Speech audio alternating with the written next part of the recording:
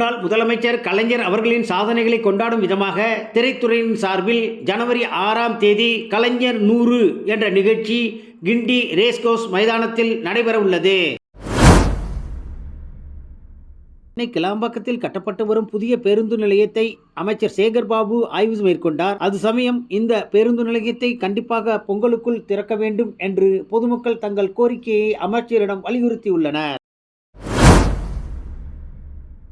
Ration கடை ஊழியர்கள் வெள்ள நிவாரண விண்ணப்பம் வழங்காமல் அலக்கழிப்பதாகவும் அரசாணையில் விண்ணப்பிக்க கடைசி தேதி குறிப்பிடாத நிலையிலும் தேதி முடிந்துவிட்டது என கூறி விண்ணப்பங்கள் தர மறுப்பதாகவும் வெறும் டோக்கன் மட்டுமே தந்துவிட்டு 6000 பெற்றதாக குறுஞ்செய்தி செல்போனிற்கு வருவதாகவும் புகார் எழுந்துள்ளது.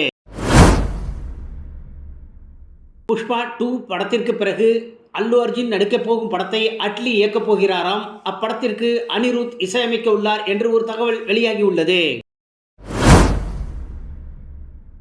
உலக அளவில் அதிகம் பரவும் JN1 வகை கொரோனா தமிழ்நாட்டிலும் கண்டுபிடிக்கப்பட்டுள்ளது. முன்னெச்சரிக்கை நடவடிக்கைகளை அரசு தீவிரப்படுத்தியுள்ளது. தமிழகத்தில் கொரோனா தொற்று அதிகரித்து வரும் நிலையில் கர்ப்பிணிகள், பாலூட்டும் தாய்மார்கள், முதியவர்கள், இணை நோய் உள்ளவர்கள் கட்டாயம் முகக்கவசம் அணிய வேண்டும் என்று அமைச்சர் மா. சுப்பிரமணியம் வலியுறுத்தியுள்ளார்.